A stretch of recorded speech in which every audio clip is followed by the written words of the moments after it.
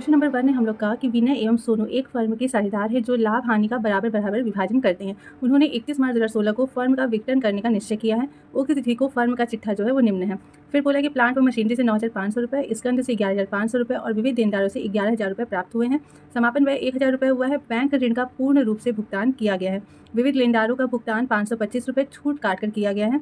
Firm की पुस्तकों को बंद करने के लिए वसूली खाता, रोकड़ खाता तथा साझेदारों का पूंजी खाता खोलना है। तो ये हमारे साझेदारी के विघटन से संबंधित पहला क्वेश्चन है। आइए हम आपको इसको डिटेल में एक एक स्टेप करके समझाते हैं। तो सबसे पहले हम लोग का यहाँ पर क्वेश्चन बनेगा रियलाइजेशन अकाउंट यानी कि वसूली खाता। अब जैसा कि पिछली वीडियो में हम आपको समझा चुके कि रियलाइजेशन अकाउंट में सबसे पहले हम लोग क्या दिखाते हैं, जो भी हमारी आर्थिक चिट्ठे की संपत्ति पक्ष में जितनी भी संपत्तियाँ दी हुई हैं रोकड़ और बैंक को छोड़ के सबसे पहले हम लोग क्या करेंगे, उन्हें यहाँ पर दिखा देंगे। तो रोकड़ सबसे पहले रोकड़ को छोड़ देंगे। उसके बाद क्या दिया हुआ है, देनदार यानी कि 2 डेप्टर हम लोग दिखाएंगे। ठीक, कितने के हैं, 11,240 रुपये के हैं। फिर हमारा स्टॉक दिया हुआ है तो 2 स्टॉक हो जाएगा जो कि 12,125 रुपये का है। फिर प्लांट एंड मशीनरी दिया हुआ है उसे दिखा देंगे तो 2 प्लांट एंड मशीनरी हो जाएगा 10,635 रुपये का। और लास्ट में ख्याति है यानी कि 2 गुडविल, कितने का, 5,000 रुपये का। ठीक, ये सारी चीज़ें हम लोग यहाँ पर दिखा देंगे। उसके बाद अब संपत्ति की बात करते हैं। क्रेडिट पक्ष में जितने भी हमारे दायित्व हैं यानी कि बाह्य दायित्व है उन्हें हम लोग दिखा लेते हैं। तो सबसे पहले यहाँ पे हो जाएगा बाई बैंक ऋण है यानी कि बैंक लोन, कितने का है, तो 5,500 रुपये का। उसके बाद क्रेडिटर्स है तो बाई क्रेडिटर्स दिखा देंगे, कितने के हैं, 10,500 रुपये के। ठीक, अब इसके बाद पूंजी दिया हुआ है तो पूंजी तो हम लोग यहाँ पर दिखाते नहीं, जैसे कि हम आपको पहले ही समझा चुके हैं। अब हम लोग ये देखेंगे कि हमारे जो समायोजन है उसमें हमारी संपत्ति जिस मूल्य पे बिकी हुई है उसे हम लोग दिखाएंगे और क्रेडिटर्स लायबिलिटी का जिस मूल्य पे भुगतान हुआ है उन्हें हम लोग दिखाएंगे। तो जैसे कि हमें समायोजन में बोला कि प्लांट व मशीनरी से 9,500 रुपये, स्कंद से 11,500 रुपये और विविध देनदारों से 11,000 रुपये प्राप्त हुए हैं। तो ये सारी संपत्ति के बारे में। तो संपत्ति के लिए हम लोग क्या करेंगे, जब संपत्ति बिकी है तो यहाँ पर हम लोग कर देंगे बाई कैश। क्या क्या बिका है, तो सबसे पहले प्लांट एंड मशीनरी का लिखा है, कितना मिला प्लांट एंड मशीनरी से, 9,500 रुपये। ठीक, उसके बाद स्कंद है, स्टॉक को बेचा गया है, स्टॉक से कितना प्राप्त हुआ है, 11,500 रुपये। और लास्ट है देनदार, ठीक है, डेटर, डेटर से कितना मिला है, 11,000 रुपये मिले हैं। तो टोटल हमें कितना मिला है हमें 32,000 रुपये। ठीक, यहाँ पर आपको ये ध्यान देना है कि हम आपको पहले ही समझा चुके हैं कि सबसे पहले जो संपत्ति उसे हम लोग रियल वैल्यू जो उनकी बैलेंस शीट में वैल्यू उसे दिखाएंगे और जब हम बेचेंगे तो जो भी सेलिंग प्राइस है यानी कि जिस मूल्य पे उसने बेचे हैं वो दिखाएंगे। हालांकि जैसे कि यहाँ पर गुडविल है बट गुडविल की बिक्री के संबंध में हमें कुछ भी नहीं कहा तो हम लोग यहाँ पर उसके संबंध में कुछ भी नहीं दिखाएंगे। जिन संपत्ति और दायित्व के बारे में हमें कहा रहेगा सिर्फ और सिर्फ उसे ही हमें यहाँ पर दिखाना होता है। ठीक है, तो जैसे कि ये तीनों चीज़ें बिकी हैं संपत्तियाँ तो इन तीनों को दिखाएंगे। गुडविल के बारे में कुछ नहीं कहा तो गुडविल हम लोग यहाँ पर नहीं दिखाएंगे। उसके बाद क्या है, बोला है कि समापन व्यय जो है वो है 1,000 रुपये का समापन व्यय हुआ है। तो समापन व्यय को हम लोग डेबिट साइड में दिखाते हैं। तो 2 कैसे पेमेंट होगा, कैश से ही पेमेंट हुआ होगा। समापन व्यय है तो आप इसको डिसोल्यूशन एक्सपेंस कर सकते हैं। डिसोल्यूशन एक्सपेंस कितना हुआ है, 1,000 रुपये, उसे दिखा देंगे। उसके बाद बोला है कि बैंक ऋण का पूर्ण रूप से भुगतान किया गया है और विविध लेनदारों का भुगतान जो है वो 525 रुपये छूट काट कर किया गया हुआ है। तो देखिए जो भुगतान हुआ है लायबिलिटीज़ का हमारे भुगतान हुआ है तो बाई कैश अकाउंट हो जाएगा।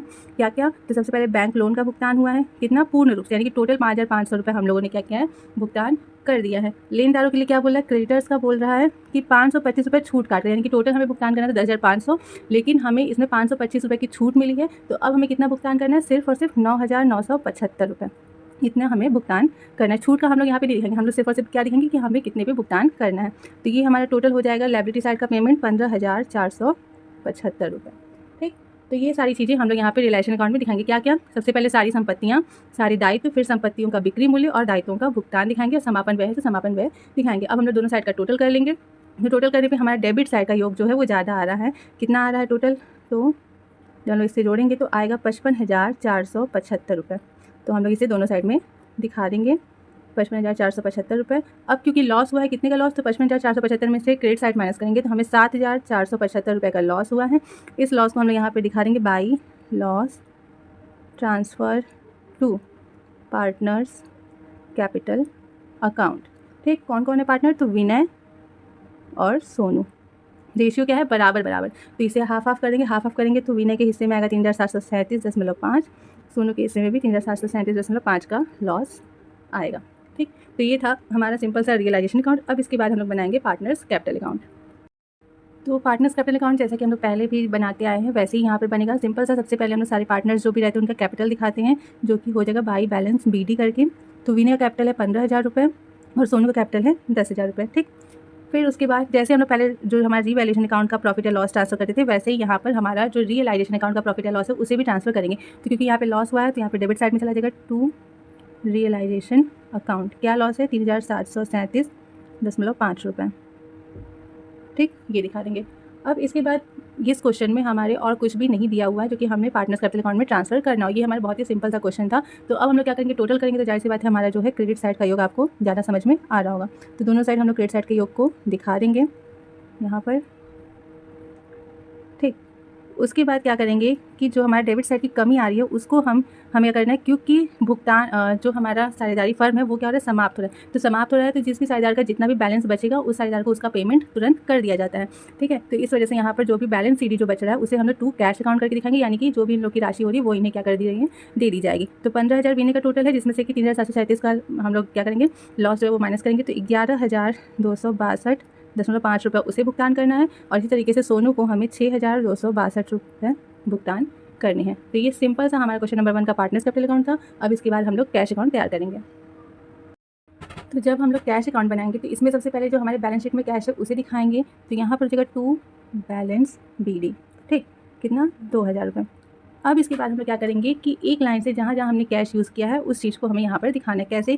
देखिए, जब रियलाइजेशन अकाउंट हम लोग यहाँ पर बनाए हैं सबसे पहले, ठीक है, तो यहाँ पर सबसे पहले हमारा कैश कहाँ यूज़ हुआ है, बाई कैश हम लोग यूज़ किए हैं। सेल जब हम लोग कह रहे थे एसेट का, तब कितने रुपए से, 32,000 रुपये से। तो यहाँ पर बाई कैश है तो यहाँ पर टू रियलाइजेशन अकाउंट हो जाएगा। ठीक है, बाई कैश वहाँ पे था। आप लोग को तो लेज़र काफ़ी अच्छे से बनाने आता ही होगा, तो सेम वही प्रोसेस हम लोग कर रहे हैं कि वहाँ पर बाई कैश यूज़ किए तो यहाँ पर to realization account same amount से 32,000 रुपये जो है वो दिखा देंगे। फिर रियलाइजेशन अकाउंट में यहाँ पर डेबिट साइड में टू कैश है। ठीक है, कितना है, 1,000 रुपये यहाँ पर है। तो यहाँ पर टू कैश था तो यहाँ पर बाई रियलाइजेशन अकाउंट हो जाएगा, कितना, 1,000 रुपये। और फिर जस्ट उसी के नीचे टू कैश है, कितना, 15,475। तो यहाँ पर फिर से बाई रियलाइजेशन अकाउंट हो जाएगा, कितना, 15,475 रुपये। ठीक, उसके बाद यहाँ पे और कहीं कैश यूज़ नहीं हुआ। अब आते हैं पार्टनर्स कैपिटल अकाउंट में। तो पार्टनर्स कैपिटल अकाउंट में हम लोगों ने जब पार्टनर्स को भुगतान किया तो यहाँ पे टू कैश अकाउंट है। तो यहाँ पर क्या जाएगा, बाई विनय और बाई सोनू।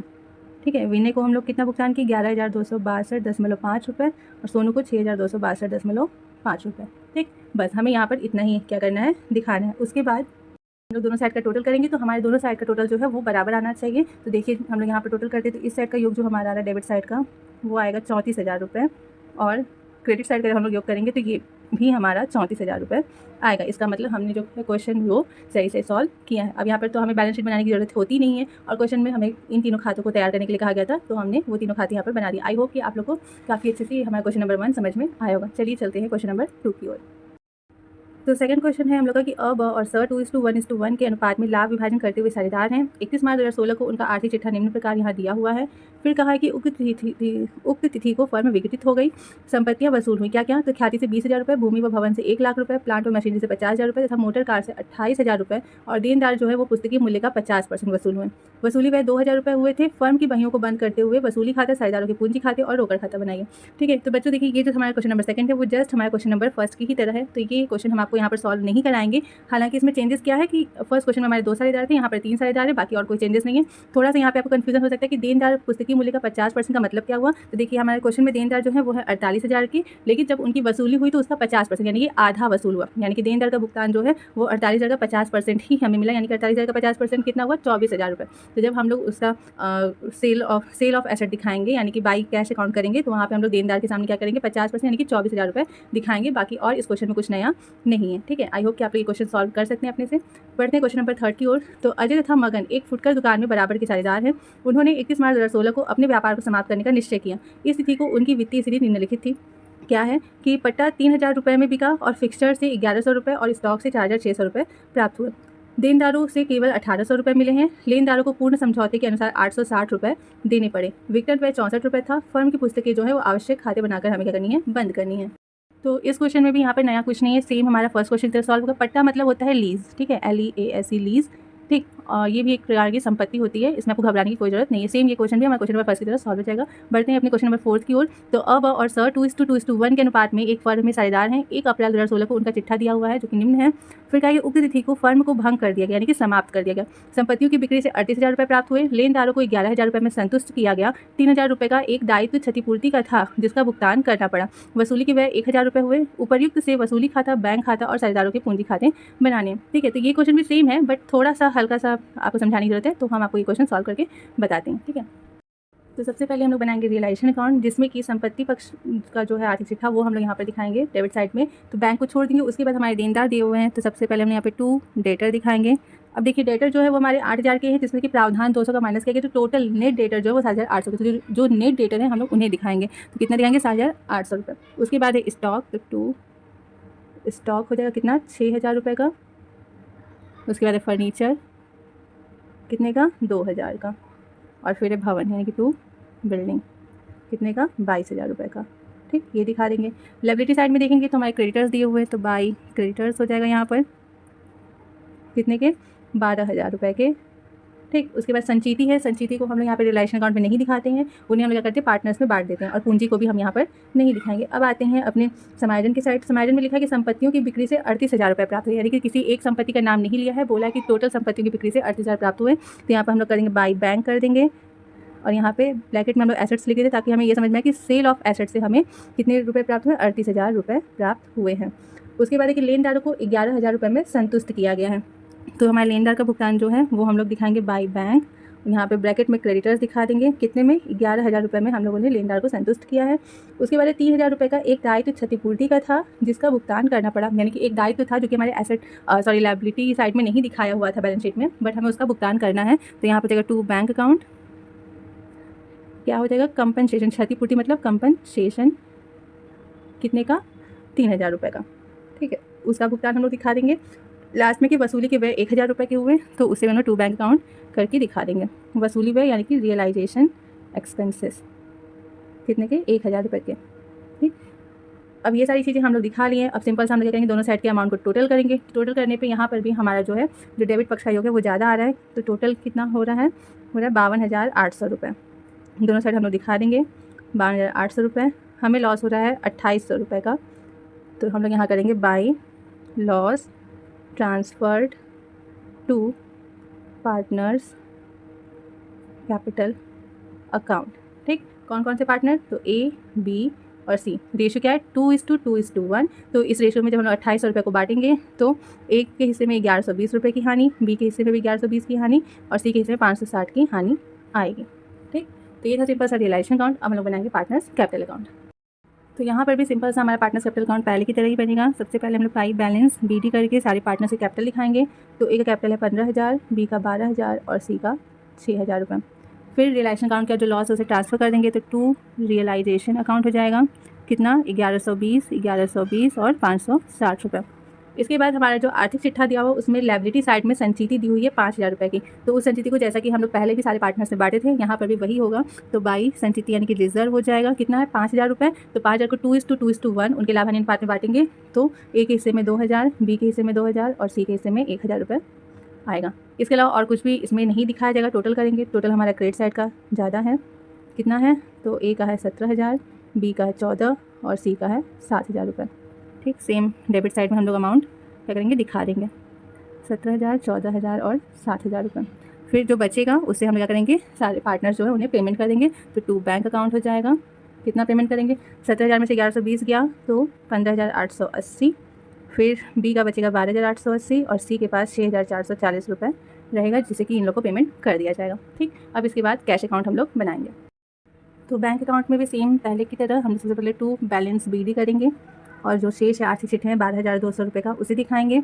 उसके बाद रियलाइजेशन अकाउंट पे देखेंगे, तो रियलाइजेशन अकाउंट में हमारा यहाँ पर बाई बैंक है, कितने का? 38,000 रुपये का। तो यहाँ पर हम लोग बैंक अकाउंट में क्या करेंगे? 2 रियलाइजेशन अकाउंट दिखाएंगे, कितने का? 38,000 रुपये का। सेम फिर डेबिट साइड में यहाँ पे रियलाइजेशन अकाउंट में हमारा बैंक 3 जगह है, 11,000, 3,000 और 1,000 रुपये। तो हम लोग इसको बाई रियलाइजेशन अकाउंट दिखाएंगे और टोटल कितना है? 11, 3, 14, एक 15,000 रुपये हम लोग यहाँ पर डायरेक्टली भी दिखा सकते हैं और आप चाहिए तो अलग अलग भी दिखा सकते हैं। ठीक है, हम यहाँ पर इकट्ठे 15,000 रुपये दिखा दे रहे हैं। ठीक, उसके बाद पार्टनर्स कैपिटल अकाउंट में आएंगे तो यहाँ पर 2 बैंक अकाउंट है, तो यहाँ पर बाई पार्टनर्स के नाम लेंगे, बाई ए, बाई बी और बाई सी। कितना? तो ए का है 15,880, बी का 12,880 और सी का 6,440। बस इतना ही यहाँ पे दिखाएंगे। टोटल कर देंगे दोनों साइड का योग हमारा क्या है, बराबर आएगा कितना, 50,200 रुपये। बस सिंपल सा ये हमारा क्वेश्चन सॉल्व हो गया। तो आई होप कि आपको क्वेश्चन नंबर 1 से लेकर क्वेश्चन नंबर 4 तक में कोई कन्फ्यूजन नहीं होगा। इसके बाद भी अगर आपको कोई कन्फ्यूजन है तो आप हमें कमेंट बॉक्स में पूछ सकते हैं। और अगर आपको ये वीडियो पसंद आया तो please like share and subscribe करना बिल्कुल मत भूलिएगा। और ऐसी और सारी वीडियोज़ के लिए बने रहे हमारे यूट्यूब चैनल ओम लर्निंग क्लास पे। Thank you.